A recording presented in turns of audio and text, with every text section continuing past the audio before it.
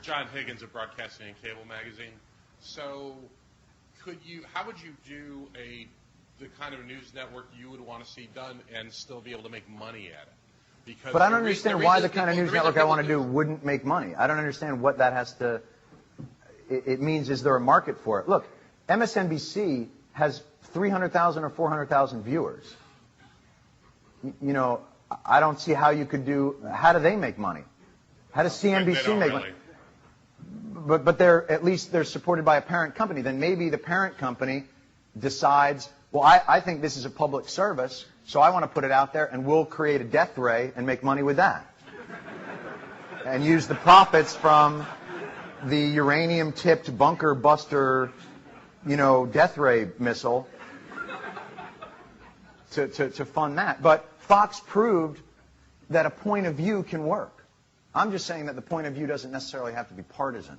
That you can create a network with passion that is interesting. I'm not talking about a guy sitting in front of a wall. Everybody thinks the way to copy Fox is to make it louder and flashier. That's not what they're doing. That's not why it's working. It's working because they know where they're coming from. And these other networks don't. And what they think is, let's find the craziest motherfucker we can find and put him on air. And give him a country. Scarborough. Get out there. Welcome to Scarborough country. Your passport for bullshit. It's not, and again, that's silly because that's not they. But they hired Michael Savage. What are you thinking? Why can't you create people that care about the truth? You know them. I know them. They're good. You got people on blogs that are fact-checking as things happen. Now, some of those people are conspiracy theorists. Some of those people are really smart. Have somebody at the center of it who can be an arbiter of what's real and what's not. And make that network reactive. Fox is reactive. That's why it's working. Find one that is reactive to the devastating game of strategy that's being played in Washington. I think it would make a shitload of money, and not only that, you'd be able to sleep at night. Yes. Mike's coming behind. Frank Radis from NBC. How did you know about the death ray? I'm curious to know, short of a stroke with Kerry, what would be the Hail Mary that might make you vote for Bush?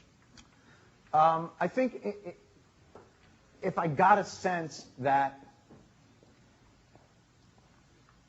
he understood the fear and the interest that people have in seeing him have a learning curve and a maturation process. If I felt like at some level his definition of leadership in any way matched up to mine, that would do it. Maybe. Seems like a very decent man. Clearly, there's people around him that are unbelievably loyal to him. And not just, crazy people. Smart people, good people. So there's clearly something there. But his vision of the world so differs from mine. And his vision of, his strength seems so different from mine. That unless that cognitive dissonance is fixed, I don't see how I could do it. And that's why when I say a Hail Mary, I don't see him making the checkers speech. It's amazing, though, that you would believe him if he did make the checkers speech. Or you might. I think he's a I think he's a decent guy who has, in some respects, had an administration that has done the opposite of what he set out to do, which is made their decisions politically instead of I don't think his decision to go into Iraq is principled. Because I think he's a guy who doesn't want to do nation building. I think he said it in 2000. Yes. Hi, Jack Myers. Two related questions. The Jack Myers? I'm not sure, actually. Made your day, Jack. My life. Mine too, Jack.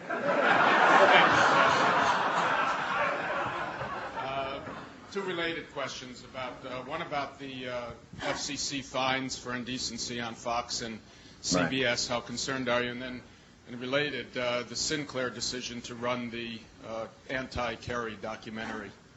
Well, as far as indecency, I work on Comedy Central, so I think it'd be hard for us to get fined if we haven't been fined. Cable is a whole different world. But the way I look at it is, NBC's hit show is girls in bikinis eating mealworms. As long as you're topping that, no one should fine you.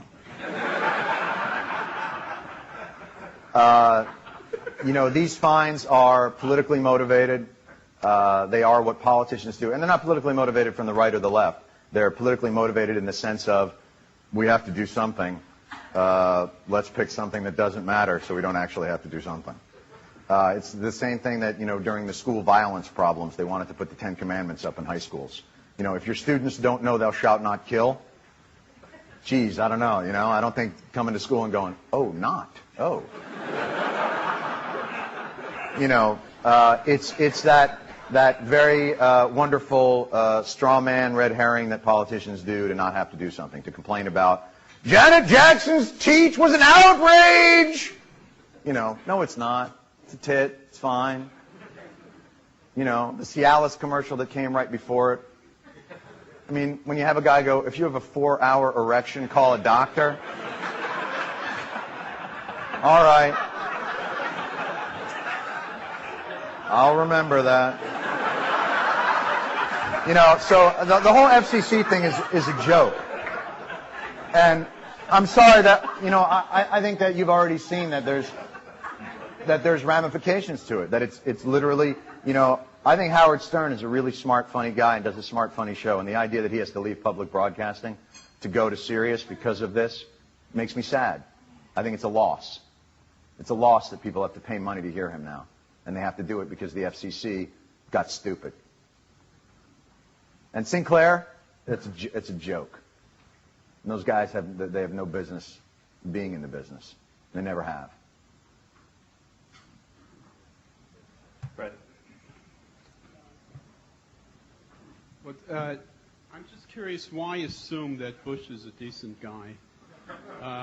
Because I have to look at, there are people around him who clearly,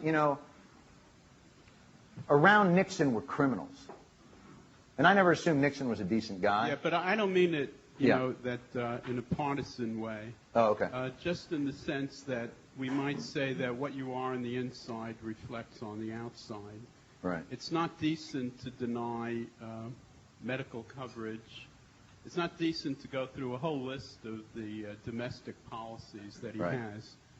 It's not, the tax program is not. Here's what I like about you. You're an up guy, and I like that. You bring a certain John, I'm just verve and enthusiasm. Yeah, John, I'm just trying to bring you along. That's all. No, I hear you. Okay. The other but thing here's you're talking about it's the litany of complaints that is, look, how can we have a nice breakfast when in Darfur there's a genocide? Like, yeah, I don't know. Well, but it's living in a world that has serious problems, and does he feel those problems as deeply as he should? Probably not. But I don't know anybody who lives in that insulated bubble that would.